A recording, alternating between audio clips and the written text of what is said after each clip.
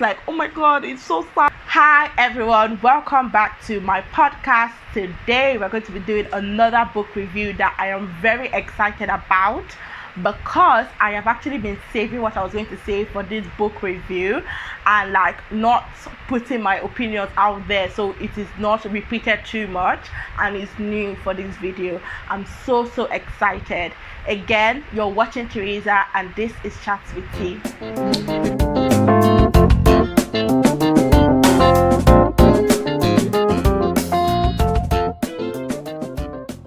Our book of the week is And the Mountains Echoed by Khaled Hosseini.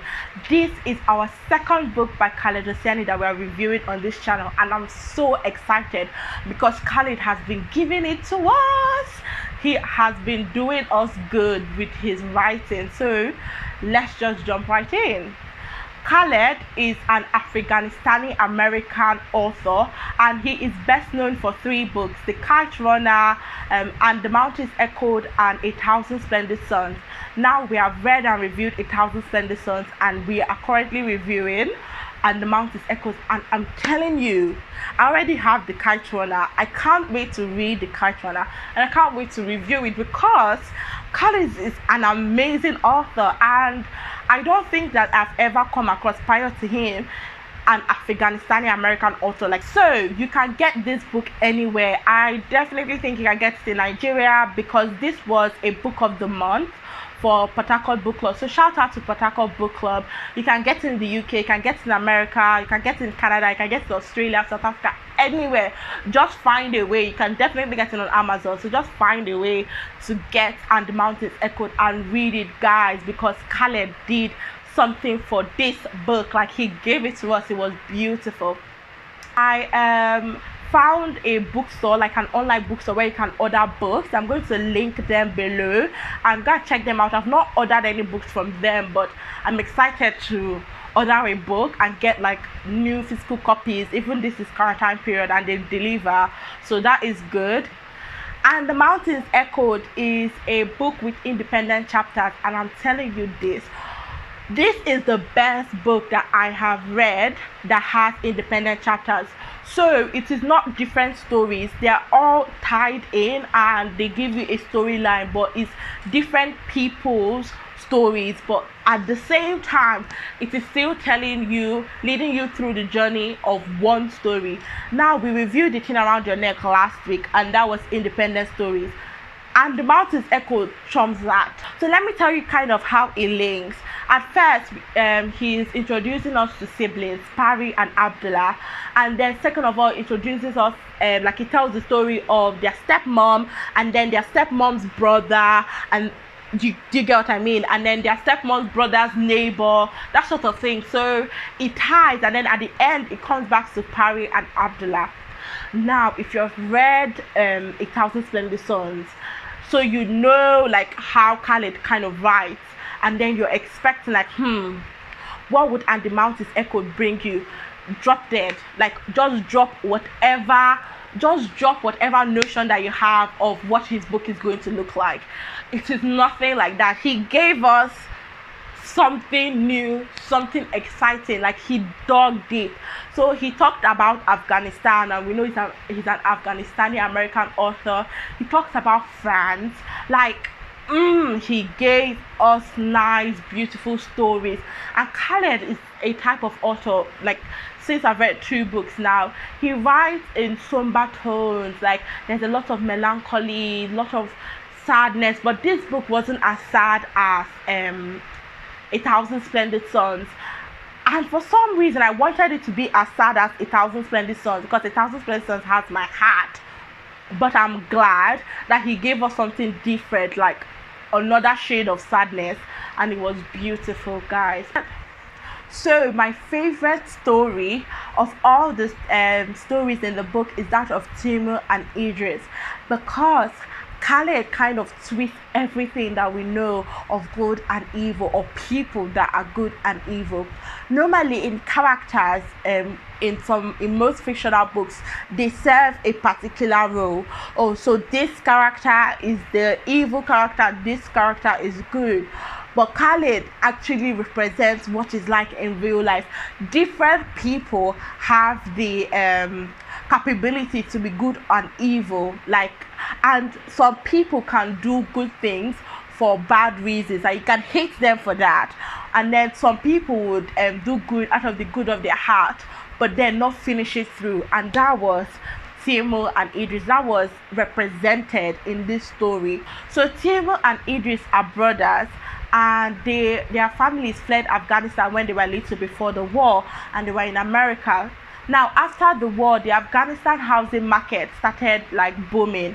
So Timur and Idris came back to claim their father's house and then kind of partake in this and get some money. And then Timur is this type of person that's coming back and trying to relate with the locals as if he was there, as if he went through war. Like, calling women mother, sister, brother, like, oh, this Afghanistan, like, trying to partake in their sorrow when he doesn't have any right to, like, trying to be like, oh, it's sad, trying to complain about Afghanistan. Meanwhile, you've been living your life in America and you're coming back, that kind of thing. That's the type of person he was. Now, Idris was more reserved. Idris, he knew that he was a foreigner in his own land, and he respected their feelings. Like, he didn't want them to relive their experiences of the war just to entertain him. Like, oh, I want to know what the war was like. He wasn't doing what Timur was doing. So in that sense, Timur was a bad guy and Idris was a good guy. Timur was rich, so he's that kind of person that will be giving money, but there's some kind of showmanship to the way he gives money. Like, he wants people to know that he's giving money. He wants people to know that he's a good person, quote unquote, while Idris is just reserved. Like, he's not necessarily doing good or doing bad. He's just not fake. He's just like, okay, I know that I don't have enough to help, and if I have little to help, I would just help, and I wouldn't do like a big show about it. I don't want any congratulations, I don't want any title. So they meet this girl Roshni, and Roshni has Roshi has been through tragedy. Her uncle butchered her entire family, and her skull is cracked open and she's in the hospital. A foreign aid nurse is fighting for Roshi to get the help that she deserves, but other people from different countries are visiting Afghanistan to do documentaries about Afghanistan, are coming to the hospital and looking at Roshni and asking her questions, putting her in their documentaries, treating her like a zoo. You just come, you see it, you'll be like, oh my god, it's sad. Promise like you'll do things and then go and never actually do anything to help Roshi's situation. So of course, Timur and Idris go to see Roshi, and Timur is just like, oh my god, it's so sad, like he's being fake and everything. But Idris is touched, like he has a bond with Roshi. He goes out, he buys her a TV, he buys her movies, he spends time with her. Like, they became close. Like, he was just, like, he couldn't do much at that time, but he was with her. Like, he spent time with her. He gave another uncle of hers money to take care of, but that one just ran away. But anyways, Idris was the good guy in this situation. And then on their trip before their trip back to America, the foreign aid worker like told Idris, like, what are you going to do for Roshi? Like, are you going to help or anything? And Idris is like, I'm a doctor, so I can like talk to my supervisor and everything, and we can kind of do a case with Roshi, travel her out to America, operate on her, and all these things. Like, with my knowledge of the American scene, is that to give the hospital publicity at the very least, like, oh, they're helping people in Afghanistan, so people will choose that hospital. So that was his angle, and it's like, even if the hospital does not agree, he would pay out of it. He will pay out of pocket for it, but she will get the treatment that she deserves. The foreign aid worker is happy and everything, but Timur and Idris come back to America, and unfortunately, just the reverse shock of coming back home, Idris does not do anything.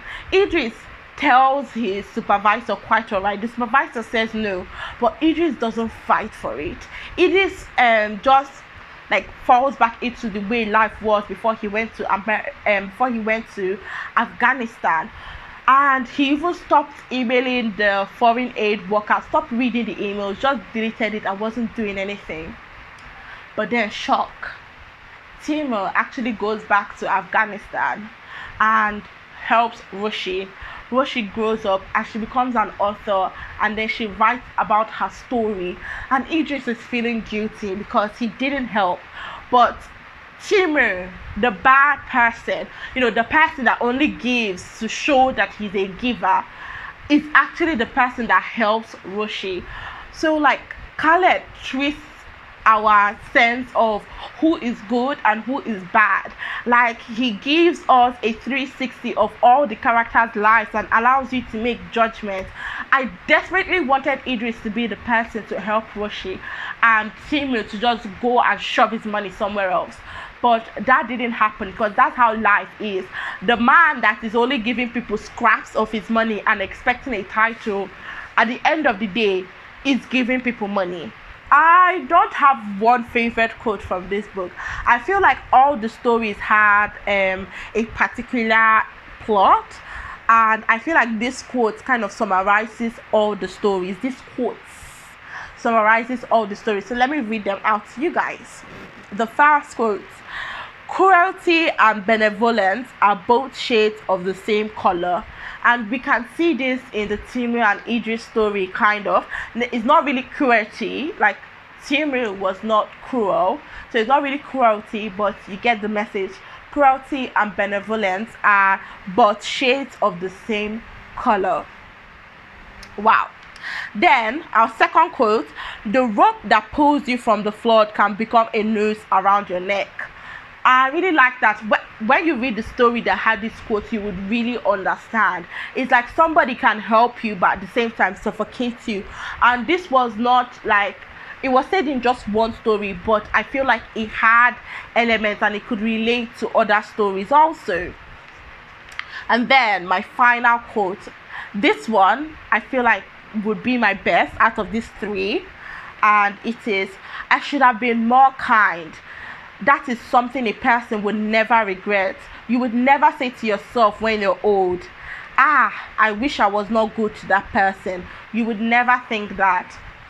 And I don't know, for some reason I'm like, I feel like I would think that I wish I was a bit rude to that person. But I understand the message of the quote. It's like, just be kind to people. Like, you would never regret being kind. Like, quite all right, you can say that person did not deserve my kindness, but you would never regret being kind. Like, your conscience would not tell you like, oh, you did bad for being kind to somebody, if that makes sense. Khaled is actually the only author that has allowed me to read in somebody's accent. So there was a French person, actually it was Paris. Paris spent some time in France, and she developed a French accent. So when she was talking, Khaled like repeated exactly what she said, but in a way that a French person would say it. And after then, I started reading everything that Paris said in that French accent. So Khaled is actually the only author that has allowed me to read, or that has inspired me and made me remember, like, this person has an accent, so read in this person's. The last thing, I don't think that this book has ended for me. I don't know how to explain it, but I don't just feel the book has ended. I still think about the book. I still think about the characters. I'm in love with the characters. I'm in love with the relationships that Khaled portrayed. I liked that it still had the sadness of 1,000 Splendid Suns, but not to the same degree. After I thought the book has not ended, I started to read, like, the remaining parts of the book, author's acknowledgement, and I was reading it and I was like, wow, it kind of gave me an insight to who Khaled was as a person. He thanked his friends, he thanked his editor, he thanked his wife, and he didn't sound like any of his characters. I was telling you guys about after I read Fine Boys, and I've reviewed Fine Boys, so go and check out the book review. And after I read Fine Boys and I read the author's note, I was like, okay, I could see the characters in the author's note. Like, it still felt like a one was talking as the author in the author's notes. But for this one, the acknowledgement, I could tell that Khaled is not an average, but you get what I mean, like in terms of happiness, like just an average American, just like, you know, not like your life is all happy, happy, happy, but your life is not as sad as what you portray in your book. And when you think of it like that, then you appreciate the creativity, the energy it takes as an author for you to dig deep into something that you don't know of. Like, I mean, like feeling wise, like into something that is not necessarily your feelings 247, and then write about it. Not only write about it, like write about it beautifully, write about it so much that the person, the reader, is thinking, well, he must have experienced this because this is coming from a place of absolute truth. So this book is getting a 9 out of 10. Khaled really gave us a gem with And the Mountains Echoed, and I'm so happy that I got to read it. Thank you so much, guys. Thank you for taking time out of your day to listen to me rant about a book that you might not buy, but I advise you to buy, that you might not read even after you buy it, but I advise you to read. So you're watching Teresa, and this is Chat with Tea.